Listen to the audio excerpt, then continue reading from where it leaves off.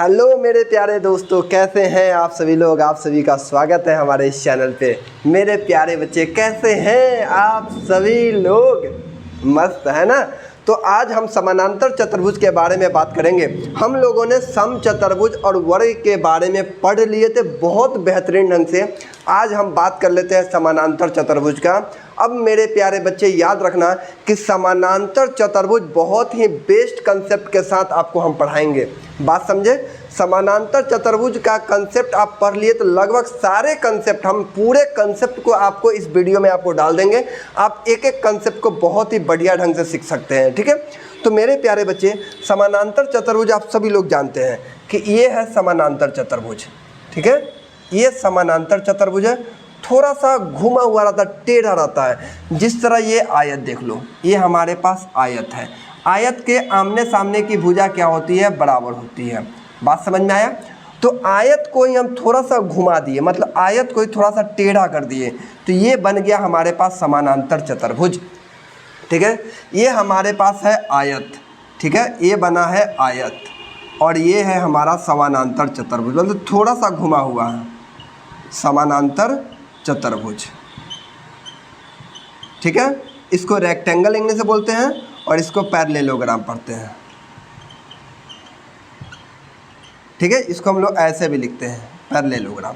ठीक है, तो ये याद रखिएगा कि समानांतर चतुर्भुज क्या होता है। समानांतर चतुर्भुज एक प्रकार का ऐसा चतुर्भुज है जिसके आमने सामने की भुजा समानांतर हो और बराबर हो। जिसके आमने सामने की भुजा समानांतर हो और क्या है, बराबर हो, उसे ही हम लोग क्या बोलते हैं, समानांतर चतुर्भुज बोलते हैं। जैसे देखो, आमने सामने की भुजा बराबर भी है और समानांतर भी है, इसलिए इसे क्या बोलेंगे, हम समानांतर चतुर्भुज कहेंगे। बात समझ में आया। लेकिन आयत एक प्रकार का समानांतर चतुर्भुज है, लेकिन समानांतर चतुर्भुज आयत नहीं है। इस बात को याद रखिएगा। क्या दोनों में अंतर है, हम पूरे कंसेप्ट को वन बाय वन पूरा क्लियर कट कर देंगे। बात समझिए, पूरे कंसेप्ट को। ठीक है, ये एक प्रकार का आयत है। आयत जो है एक प्रकार का समानांतर चतुर्भुज है, लेकिन समानांतर चतुर्भुज आयत नहीं है। क्या दोनों में अंतर है, आइए हम बात करते हैं।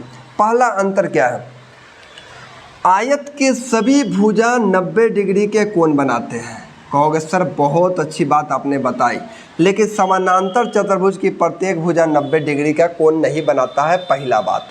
दूसरा बात यह है कि समानांतर चतुर्भुज और आयत, सर आयत के जो विकर्ण होते हैं दोनों आपस में बराबर होते हैं। याद रखिएगा, आयत के जो विकर्ण है दोनों आपस में बराबर है, लेकिन समानांतर चतुर्भुज के विकर्ण आपस में बराबर नहीं होते हैं। ये दोनों बेस्ट कंसेप्ट है, आपको याद रखना है कि समानांतर चतुर्भुज के दोनों विकर्ण बराबर नहीं होते हैं, आयत के दोनों विकर्ण बराबर होते हैं।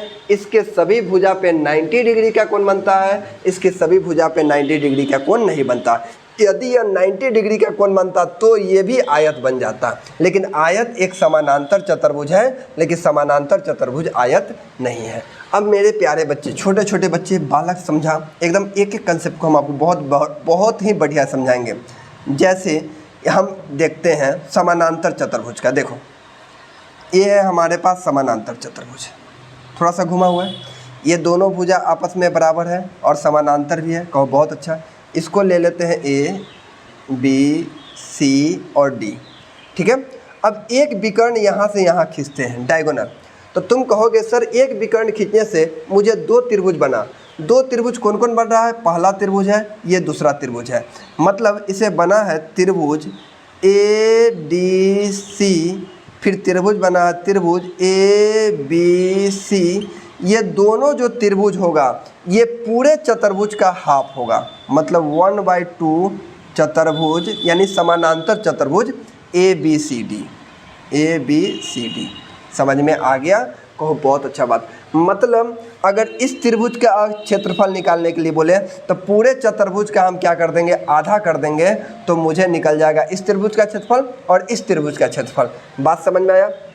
दूसरा कंसेप्ट समझना, अगर एक विकर्ण और हम यहाँ से यहाँ खींच देते हैं, तो जैसे ही यहाँ से यहाँ तक विकर्ण खींचे बालक, देखो विकर्ण खींचे तो यहाँ 4 गो त्रिभुज बना, 1 2 3 4, यहाँ ओ बना दो।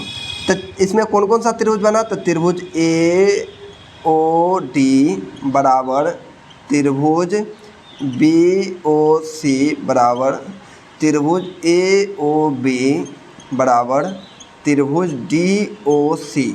ये जितने भी त्रिभुज, छोटे छोटे जितने भी त्रिभुज बन रहे हैं, ये पूरे चतुर्भुज का 1/4 हिस्सा होता है, मतलब 1/4 चतुर्भुज ABC का क्षेत्रफल, ABCD का क्षेत्रफल, मतलब ये समानांतर चतुर्भुज का क्षेत्र।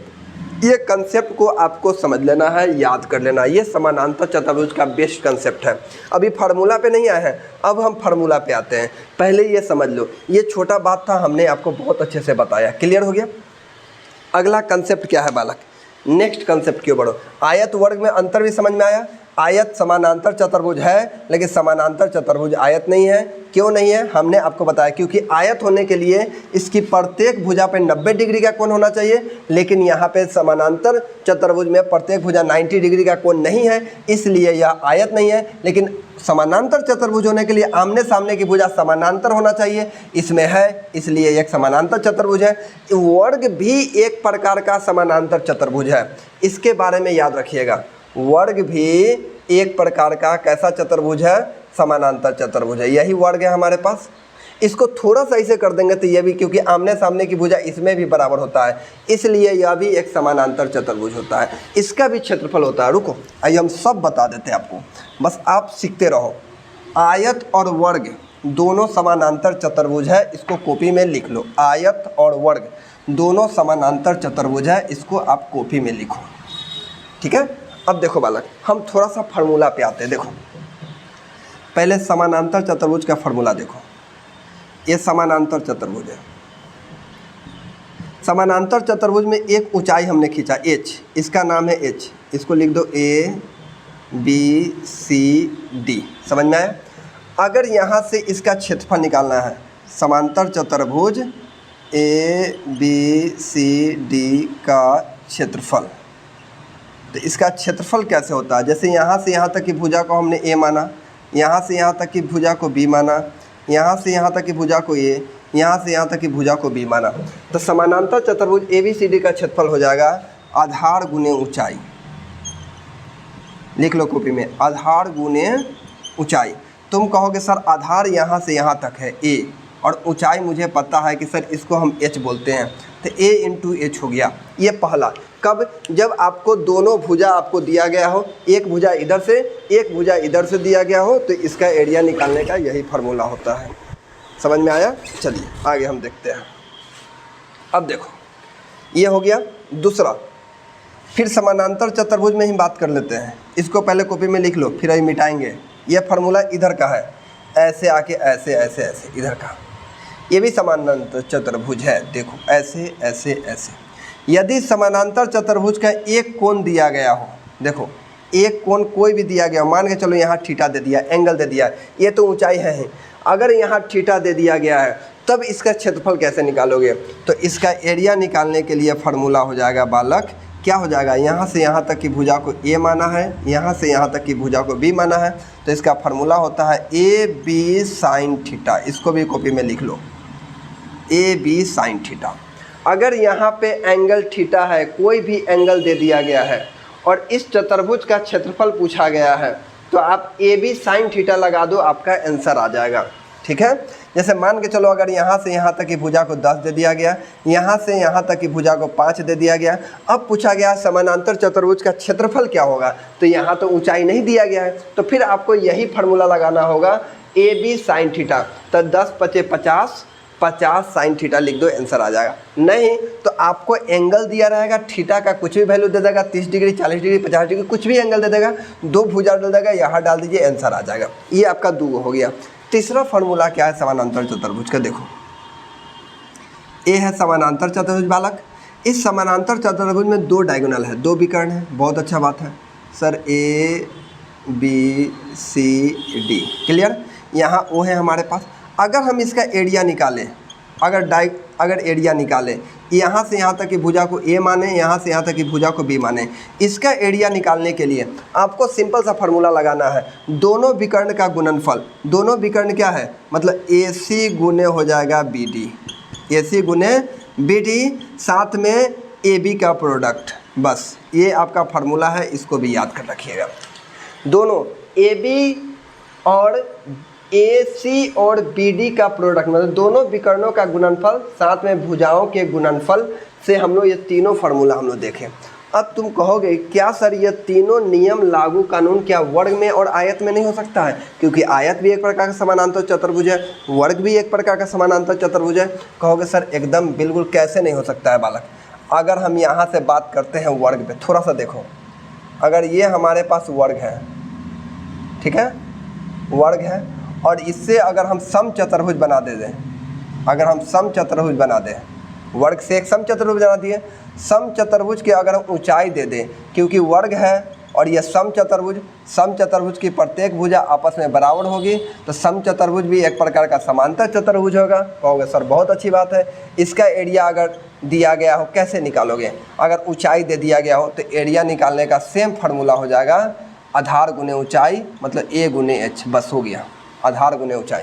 अगर तुम कहोगे सर सम चतुर्भुज में ही अगर थीटा दे दें, सम चतुर्भुज में ही यदि थीटा दे दें, तो तुम्हारा तो प्रत्येक भुजा A है, इधर भी A है, तो आप फार्मूला क्या लगाओगे? सर इसका एंगल निकालने के फार्मूला लगाओगे, A और A में गुना करेंगे, A स्क्वायर क्या हो जाएगा? साइन थीटा, बस आ गया आंसर। तो देख लो हमने पूरे कंसेप्ट को क्लियर कर दिया। आपको लिख लेना है कॉपी में, एक दो बार देखना समझना, तब आपको बहुत अच्छे से समझ में आएगा। अगले कंसेप्ट की ओर बढ़ते हैं। ये था हमारे पास किस चीज़ का क्षेत्रफल? तो था समानांतर चतुर्भुज का क्षेत्रफल। यदि आपको परिमाप निकालना हो, पेरीमीटर निकालना हो, तो आप कुछ नहीं करना, ये समानांतर चतुर्भुज है, ये B है, ये A है, ऐसा ऐसा A इधर भी है, इधर भी B है, ये ऊंचाई है, कोई दिक्कत नहीं। पेरीमीटर निकालना है, सभी भुजाओं का योग निकालना है, मतलब 2 × A + B, बस हो गया।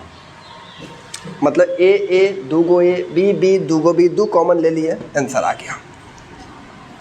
अब आपको हम अगला कंसेप्ट की ओर बढ़ाते हैं। देखो एक एक कंसेप्ट इसका बहुत ही इम्पोर्टेंट है, जो शायद आप नहीं पढ़े होंगे, अभी हम आपको पूरे बता देते हैं। देखो अब यहाँ बात कर लो ये समानांतर चतुर्भुज का। देखो ये समानांतर चतुर्भुज है, इसके ये डायगोनल है, विकर्ण है, ABCDO। यहाँ 90 डिग्री का एंगल नहीं बनता है, नहीं इस पर 90 डिग्री का एंगल बनता है। तो मेरे प्यारे बालक, इसको आप बना दो D1, इसको बना दो D2, ठीक है। आखिर विकर्ण और भुजा में क्या अंतर है, मतलब क्या समानता है? विकर्ण और भुजा में क्या समानांता है, इसके बारे में आपको बताना है। तो इसके बारे में ये समानांता यही है कि D1 का स्क्वायर प्लस D2 का स्क्वायर, ठीक है, मतलब दोनों विकर्णों का स्क्वायर जो होता है, यह AB का स्क्वायर प्लस BC का स्क्वायर प्लस CD का स्क्वायर प्लस DA के स्क्वायर के बराबर होता है। बोलो समझ में आया? प्लस DA के स्क्वायर के क्या होता है? बराबर होता है। अब तुम कहोगे कि सर समानांतर है तो ये भुजा को हम A मान लेते हैं, तो ये भी भुजा A हो जाएगा। ये भुजा B है तो ये भी भुजा हमारे पास क्या आ जाएगा? B आ जाएगा। बहुत अच्छी बात है sir, D square plus D square. अब यहाँ देखो AB और DC दोनों तो A ही है, तो तुम इसको लिख सकते हो क्या सर? A स्क्वायर क्या A square? 2A square. Sir यहाँ देख लेते हैं तो 2B स्क्वायर है। तो अब कहोगे सर D1 का स्क्वायर प्लस D2 का स्क्वायर बराबर हो जाएगा 2A square plus B square. ये फार्मूला होता है विकर्ण और दोनों भुजाओं के बीच में अंतर, दोनों भुजाओं के बीच का रिलेशन। इसको आप अच्छे से लिख लो, क्योंकि विकर्ण दिया रहे और भुजा निकालने के लिए कहे तो आपको यही फार्मूला यही यूज करना होगा, तब आपसे बनेगा। तुम कहोगे सर आपने तो ये बता दिया समानांतर चतुर्भुज में, क्या सम चतुर्भुज में ऐसा हो सकता था? चलो अब हम बात कर लेते हैं सम चतुर्भुज का भी। इसी में सर ये भी डायगोनल है, सेम कंडीशन, क्योंकि इसकी प्रत्येक भुजा तो बराबर होती है। एकदम A है तो प्रत्येक भुजा बराबर हो जाएगा। A को D1 कर दो, A को D2 कर दो। अब तुम यहाँ कहोगे कि सर यहाँ तो हो जाएगा D1 का स्क्वायर प्लस D2 का स्क्वायर बराबर प्रत्येक भुजा, तो प्रत्येक A स्क्वायर तो डायरेक्ट हम क्या लिख सकते हैं? 4A square. बस इसको भी याद रखना, ये सम चतुर्भुज में विकर्ण और भुजा के बीच का रिश्ता है। D1 square plus D2 square बराबर 4A स्क्वायर। समानांतर चतुर्भुज भुजा और विकर्ण का रिश्ता होता है 2A square plus B square. बोलो समझ में आया यहाँ तक? अब तो समझ में आया गया। अब ना आएगा तो कब आएगा समझ में क्या। चलो अगले सवाल की ओर बढ़ते हैं। नेक्स्ट सवाल क्या है बालक, देखो अब बहुत अच्छा कंसेप्ट हम आपको बता रहे हैं, 2 कंसेप्ट आपको बताएंगे, ये बहुत ही भयानक और बहुत ही अच्छा कंसेप्ट है।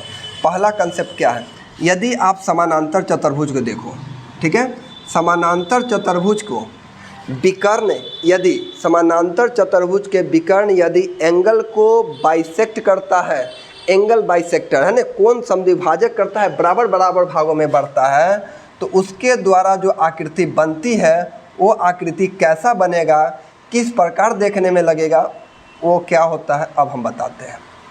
जैसे ये डायगोनल है, ये विकर्ण है, अगर ये एंगल यहाँ से अगर बाइसेक्ट करते हैं बालक ऐसे, ठीक है, ये सीधा है, ये जो है आपका सीधा है, और यहाँ से यदि हम देखें, यहाँ से देखें, ये भी एंगल बाइसेक्ट हो रहा है। जब आप ई वाला लोगे ना प्रकार, और तब बनाओगे तब आपको पूरा क्लियर समझ में आएगा, लेकिन अभी थोड़ा सा समझने में दिक्कत है। लेकिन आप इस कंसेप्ट को याद रखना कि ऐसा क्या होता है, यदि समानांतर चतुर्भुज में एंगल बाइसेक्ट करे और उसके द्वारा जो अंदर आकृति बनती है, ये आकृति आयत होती है। ये आपको पूरा प्रकार से समझ में आएगा, बात समझ में आया। लेकिन अभी याद रखो कि ये जो आकृति होती है ये आयत बनता है। अब दूसरा, ये समानांतर चतुर्भुज है, यदि समानांतर चतुर्भुज की प्रत्येक भुजा के मध्य बिंदु, समानांतर चतुर्भुज के प्रत्येक भुजा के मध्य बिंदु से मिलाने वाली रेखा से जो आकृति बनती है वो आकृति कैसा होता है, ये भी एक प्रकार का पैरेललोग्राम ही होता है, समानांतर चतुर्भुज ही होता है। कहोगे बहुत अच्छा सर, आप तो कमाल कर दिए, पूरा बढ़िया से सिखा दिए कि ये समानांतर चतुर्भुज है। समानांतर चतुर्भुज के प्रत्येक भुजा के मध्य बिंदु से मिलाने वाली रेखा कैसी आकृति बनाती है, तो वो भी समानांतर चतुर्भुज ही बनाएगा, पैरेललोग्राम ही बनाएगा। तो एक वर्ग के बारे में अगर हम आपको बताए होंगे कि सर वर्ग के प्रत्येक भुजा के मध्य बिंदु से जो आकृति बनती है वो भी एक प्रकार का कैसा होता है, तो कहोगे सर वो भी एक प्रकार का क्या होता है, तो वो भी एक प्रकार का वर्ग ही होता है, वर्ग के अंदर वर्ग ही बनता है। क्लियर। दूसरा याद रखिएगा कि कोई भी समचतुर्भुज, कोई भी कैसा चतुर्भुज, समचतुर्भुज, रोम्बस, अगर उसके भुजाओं के मध्य बिंदु से कोई आकृति बनती है तो वो कैसी आकृति होती है, तो वो सर रेक्टेंगल होता है, आयत होता है। और आयत के मध्य बिंदु, आयत के भुजाओं के मध्य बिंदु से जो आकृति बनती है वो समचतुर्भुज होता है। ये सब आपको डायरेक्ट एग्जाम में पूछा जाएगा, डायरेक्ट, इसलिए इतना कंसेप्ट को याद रखना होगा बालक। ये आयत हो गया, पैरेललोग्राम हो गया, वर्ग हो गया, समचतुर्भुज हो गया, इससे पूरे हम आपको कंसेप्ट को बता दिए। अब तो हमको लगता है कि मे भी बहुत अच्छे से समझ में आया होगा। पैरेललोग्राम, आयत, इससे रिलेटेड हमको नहीं लगता कि आपको दिक्कत होगा। चलो हम आगे की ओर थोड़ा बढ़ जाते हैं। पूरा क्षेत्रफल बता दिए, सब कुछ बता ही दिए, अब इसे बचा क्या, अब इसमें लगता है कुछ नहीं बचा होगा। इधर एकदम कंसेप्ट क्लियर है। अब देखो आपको बता दिए वर्ग, आयत और समानांतर चतुर्भुज में क्या होता है अंतर, क्योंकि देखो ये हमारे पास क्या है, समानांतर चतुर्भुज है। तो समानांतर चतुर्भुज के जो विकर्ण होते हैं ये बाइसेक्ट तो करते हैं, बराबर नहीं होते इसके विकर्ण। जैसे ए बी सी डी, ये ए सी जो है ये बी डी के बराबर नहीं है, लेकिन ये जो बाइसेक्ट कर रहे हैं ओ ए बराबर ओ सी, ये बराबर होगा क्योंकि जो बाइसेक्ट कर रहा है ये बराबर बराबर भागों में बट रहा है, बात समझे। और ओ बी जो है यहाँ ओ डी के बराबर है। यही आपको अंतर था, समझाना था मुझे। हम समानांतर चतुर्भुज के सारे फार्मूला को बता दिए, आप इसको बहुत अच्छे से पढ़ लीजिए, समझ लीजिए, सीख लीजिए, मस्त मज़ा आ जाएगा। फिर हम समलम चतुर्भुज पे बढ़ते हैं। ठीक है, आज के लिए इतना ही।